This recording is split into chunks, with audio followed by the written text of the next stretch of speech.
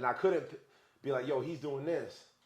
He's doing this for me. He's doing this for me. And now that I'm here, it's just hilarious to me. Yeah.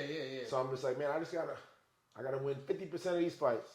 That's it. Utilize these platform, and then that's it. But I think the jocks and all those, like all the cool guys, did what? Played football, played basketball. You know what I mean? Yeah. And then that leaves the MMA guys to be weenies. It's true. Because they're like nerds, man. They were like got bullied and shit. So like they wanted to learn how to fight and get the girl. Damn right. You're damn right, man. But like I said, I just feel there's no one, and it's a knock. It's not a knock to anyone, because I respect everybody that gets in there, rumbles, deals with the nerves that we got to deal with. It's the toughest sport in the world, and I'm not knocking that. I'm just knocking the fact that they're not what they say they are, and I know because I know where I'm from, and I know none of those guys relate. Like, you can't go to where I'm from and be like, yo, man, you know who Francis Ngannou is? Yeah. Nigga, the fuck, you know what I mean? Yeah, like, you don't know who Francis Ngannou is? Yeah. That's the baddest man on earth. Me and you both know that. Yeah. Kamara Usman, pound for pound, the best. If I go to South Jamaica, Queens, and I ask a sixth grader at the park that's playing basketball, do you know who Kamara Usman is? They can be like, no. Yeah. If I say, you know who Javante Davis? Yeah, the one with the icy jeans. Yeah. You know what I mean? Yeah. And it's not a knock to him. It's just the way it is where I'm from. You know. And I just don't see anyone in MMA that connects to my culture. There's just no one. I know there's no one that's from where I'm from that puts the TV on and says, I want to do that because he's doing it. Yeah. And I just want to be that guy. You know, I want kids where I'm from to look and be like, man, he's out there doing that. I could do that. Yeah. It's cool to do jujitsu. I don't got to be out here doing this. Yeah. And running the streets and beating people up and doing this. It's cool to do jujitsu. It's cool to do Muay Thai. You know? You call them weenies. Weenies, bro. Nathan hot dogs. It weenies. is true. Corn dogs. You're 100% right too, man. It's like, I mean, they like to call themselves just cringe, but the reality is they're just, like you said, weenies. Weenies, man. They're harmless. They're just little weenies. Yeah.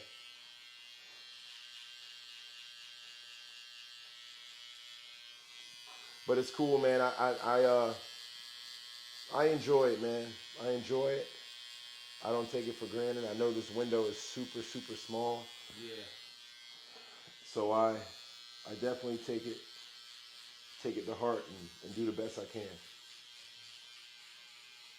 You have to, man. You have to maximize it, because if you don't, man, it's going to be gone before you know it. And you're going to have nothing but regrets, like, damn, I should have did this. I should have did that. How many guys you know in a calendar year, signed, gone, same year? Yes, I'm gone. Too many. I can't tell you how many. Guys from my gym. Signed January, gone November. And they think it's because UFC don't like them. No. It's not that. This is a competitive, you know what I'm saying? There's another motherfucker ready to fight. Yep.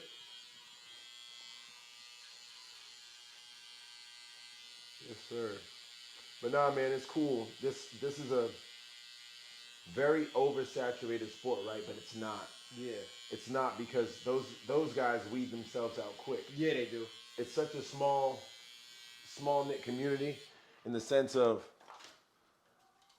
I know it takes me 5 minutes to be like, oh, you train with who? Boom, boom, boom, boom, boom. Didn't you do this? Mm-hmm. And you see it, like, it's cool. You've seen my entire career. You know what I mean? Like, you've seen amateur, win, lose, pro, win, lose. Yeah. End up getting here. How many fights you got in the UFC right now? 3, 2 and 1. 2 and 1. And the one you lost, that kid just fought the Gabe Green, right? Yeah, ugly little kid. Yeah. Little gremlin looking dude. Look like the gremlins after they eat at midnight. Or little gremlins when they get wet. Yeah. Ugly little dude. Little tough dude, beat me. Hats off to Gabe Green. He just won again. I know. He had some trouble, but he showed he's tough as fuck.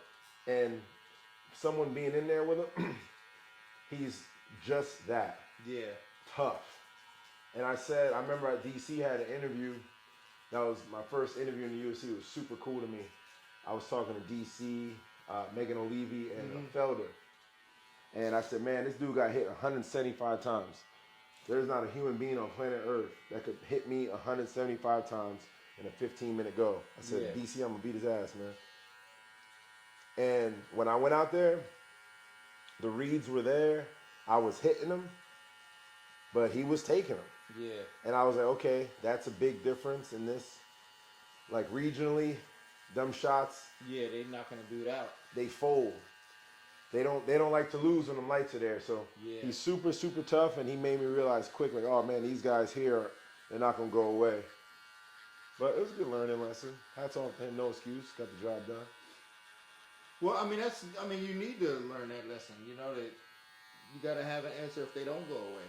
You know, that's the key. Is if they don't go away, what am I gonna do now? Got the ball fade going. Man, if I could correlate cutting to fighting, it'd be scary, man. 3rd degree black belt. Comfortable. He's been doing it for so long. How long you been cutting? Since 2001. I'm 31 now. Yeah. Well, why'd you start? When I moved to Florida, I tried to go to the barber, and then I went to the barber, and I just looked through the window, and I'm like, nah, there's nobody in there that's cutting my hair. I literally went home and cut my hair, and that was it. It was like, and I didn't fade it up. I just gave myself a light Caesar, one against the grain, lined myself up, and it wasn't bad. Yeah. And then I just trial by fire, just taught myself gradually. Started cutting on my friends. Next thing you know, the very next school year, I'm cutting hair. Yeah. 7th grade, never stopped. So much so, I told myself when I get a home, I'm going to make a barber room just because I like cutting hair. And this is my first home. I got a barber room. I'm still trying to figure out how you live here. Because there's white people they don't let live here. Yeah, man. I'm on the Upper East Side, man. You know. Nah, my wife, she's a dentist. Oh, okay. She's a doctor of dental surgery, and works really hard. Super disciplined, super driven, and worked really hard. And just recently purchased her first practice called Smiles in Hampton. Really? It's her own spot here in Claremont. So anybody needs their teeth fixed, she just gave me new veneers. No kidding. Oh yeah, I'm locked in, ready for showbiz.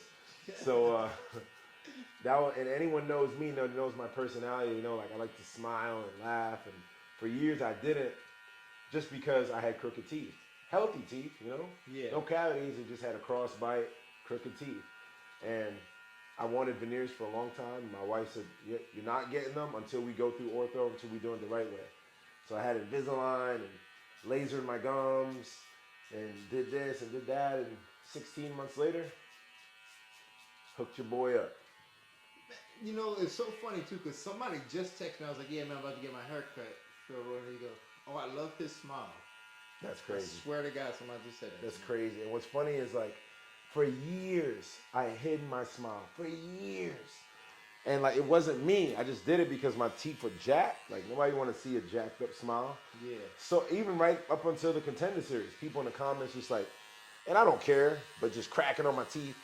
You know, fucking just getting on me. And I knew it was something I wanted to do, and I finally got it done. So I'm extremely, extremely happy.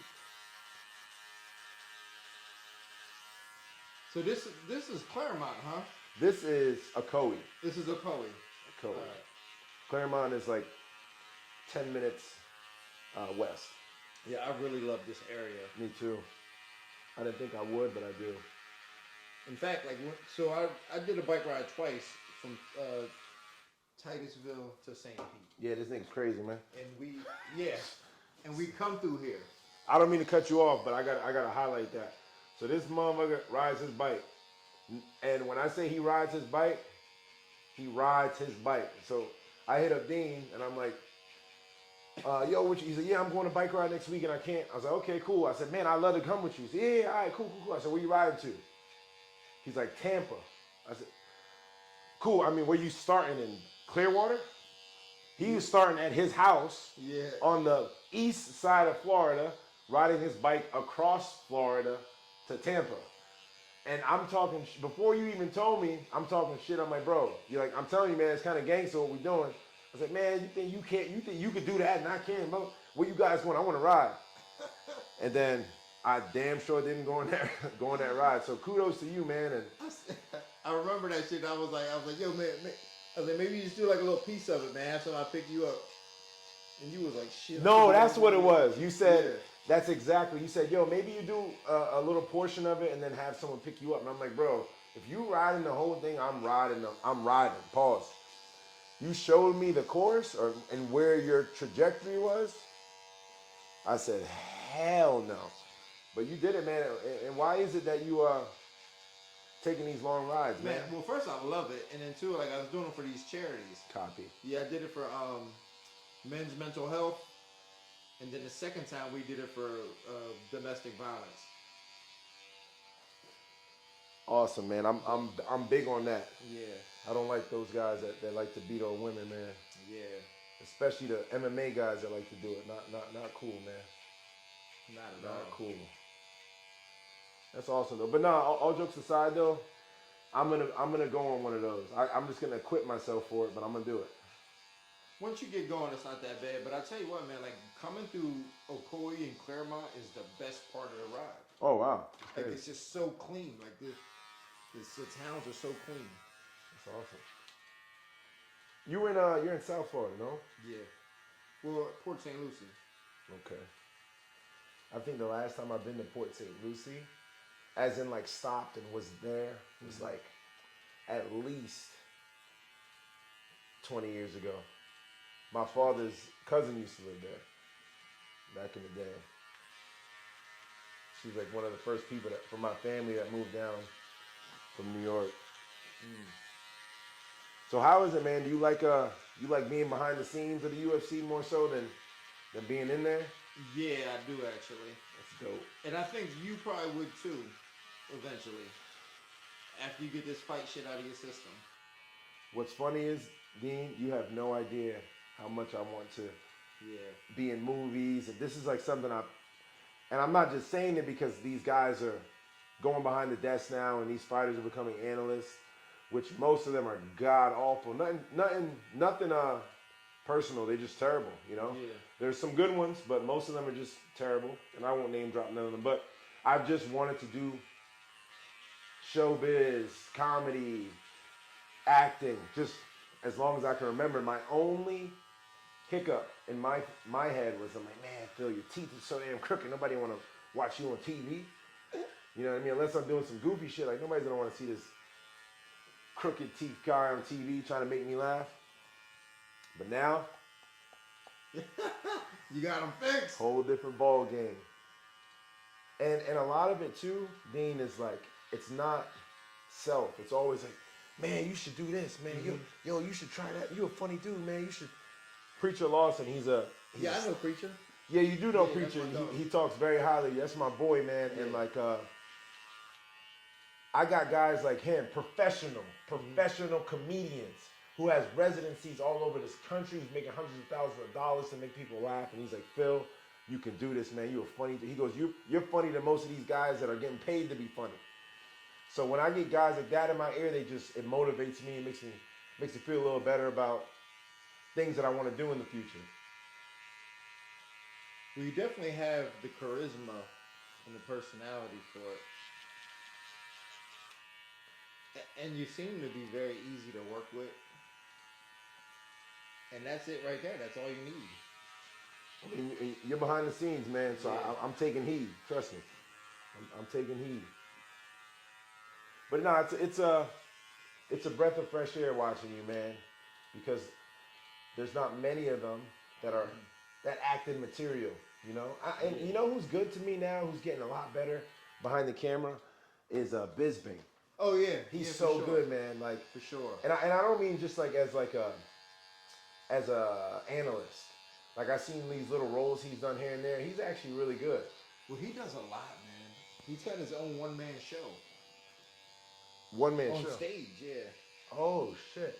No, I saw his little this movie he was in. It's like a little. He was doing a bunch of fight scenes in it. I think I've seen it on Netflix or something. I've never seen that live show. No, that'd be awesome.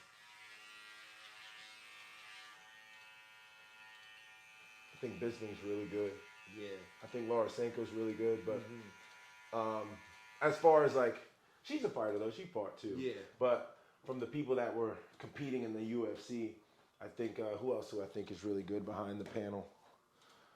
I like Dominic Cruz. A lot of people give him flack, but I like Dominic Cruz. I like him. He's a bit dry. I like him, but he knows his shit. I think every day that passes by, I like DC more, and I don't dislike him ever.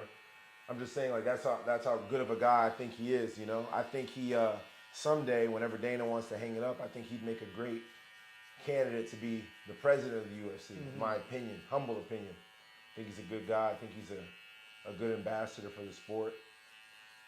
Like hearing him talk, super knowledgeable. To me,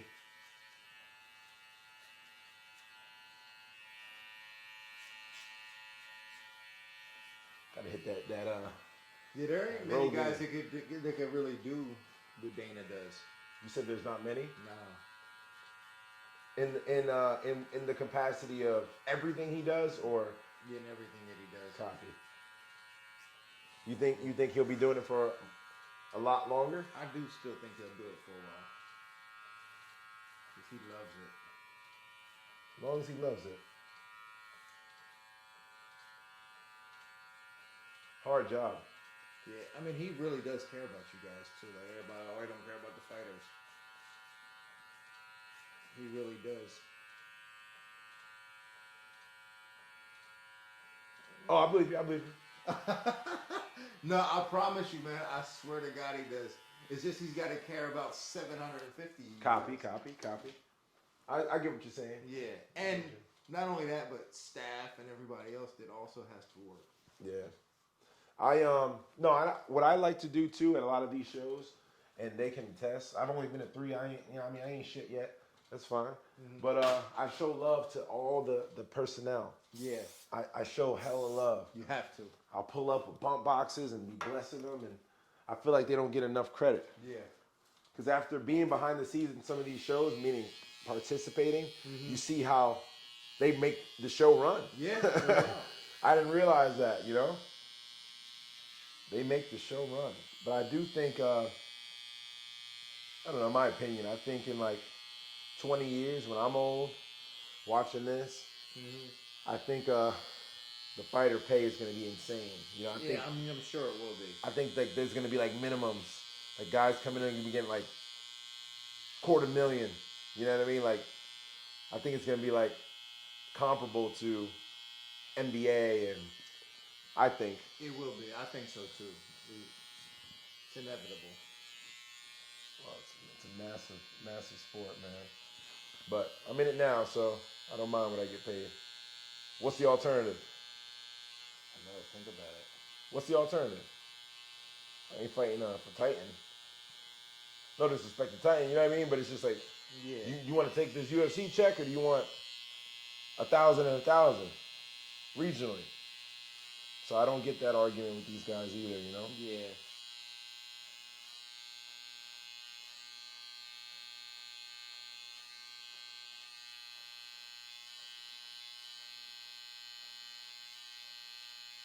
It's cool though, man. I truly believe Dana White should get a Nobel Peace Prize. And hear me out. These people, like, this motherfucker crazy.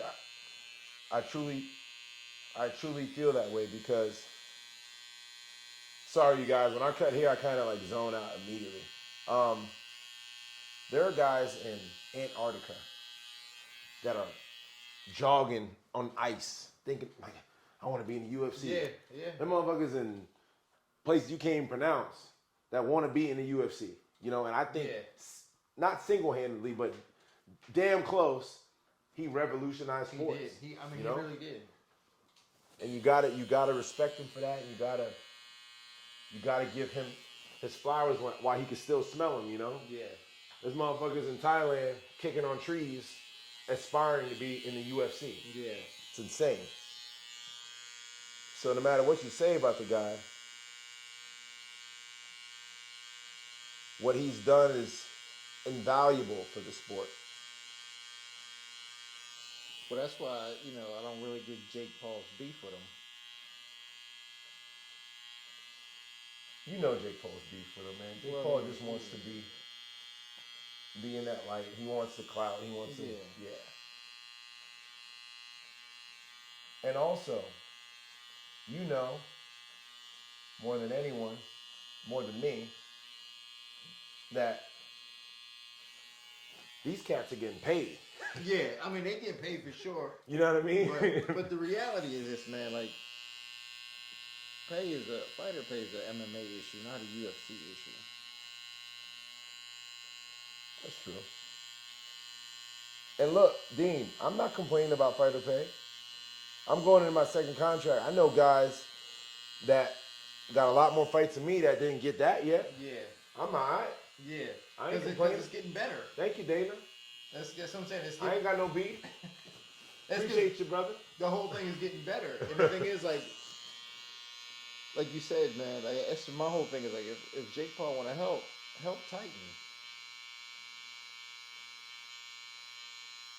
Exactly. Help them niggas in the LFA. Help them niggas. Don't worry about y'all. Okay? Exactly. But he don't. He wants the clout. He wants to talk. He wants the clickbait. He knows what he's doing. He's building his brand. He makes a lot of money for being a troll and good at what he does.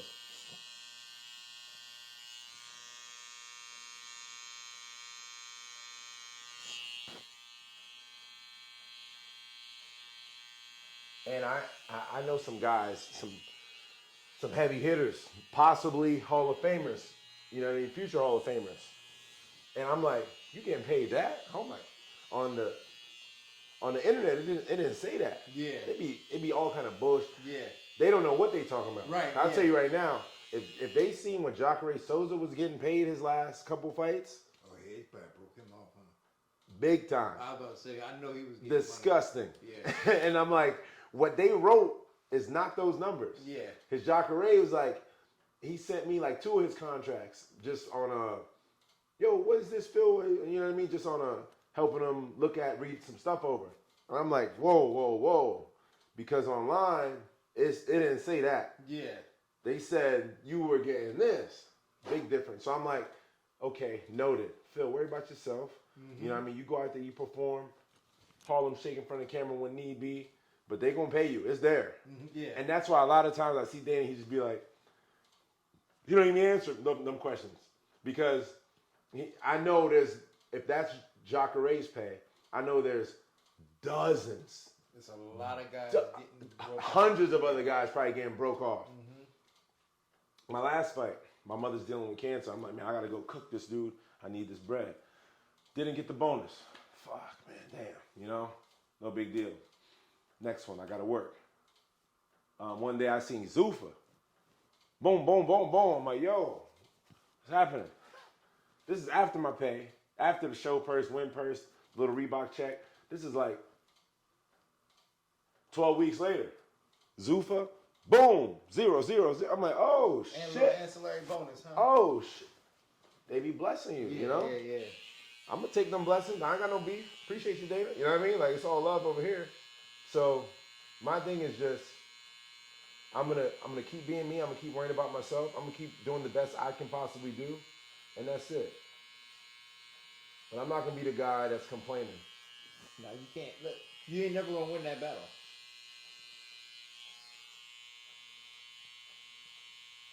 No. Let your dumb ass go quick. Yeah, well, I mean, it ain't no. nothing to complain about. Like, what's to complain about? You fighting. Like, that's what you wanted to do. Understood. And shout out to your fighter, man, Jillian. Always fighting, always kicking ass. I think she got the most wins in female most finishes, right? Yeah. Yep. Shout out to Jillian. Jillian like me though. She be dojo storming. I'll pull up in Portland in a jiu-jitsu tournament. Mm-hmm. Jillian, what the hell? You compete? Yeah. She like me. You pulling up, getting it in. You got to, man. That's how you get better. Getting it. And she be dolo sometimes. I don't go to her grappling matches for her. She's rolled by herself. Her and some weed. I'm like, she's gangster, man. I respect her. Big shout out to Jillian. Let me get this here. Yeah, man. Nah, man. I appreciate you pulling up, man, because trying to grow my little podcast.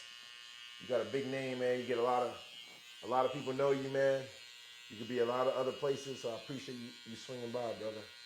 Well, I was just trying to get a haircut. I didn't know it was going to be all this. Nah, man, I think this is cool, man. It's a good thing, man. Anything I can do to help. Appreciate you, brother. Appreciate you. A win-win situation here. Yeah, I know. But this happens a lot in the UFC. Yeah. Well, I mean, the reality is, man, like, Sean keep winning, they're going to have to give him a title shot. Yep. They don't want to do that shit. Official tissue over here. Like nappy cuts. You got everything. Everything. That'd be good.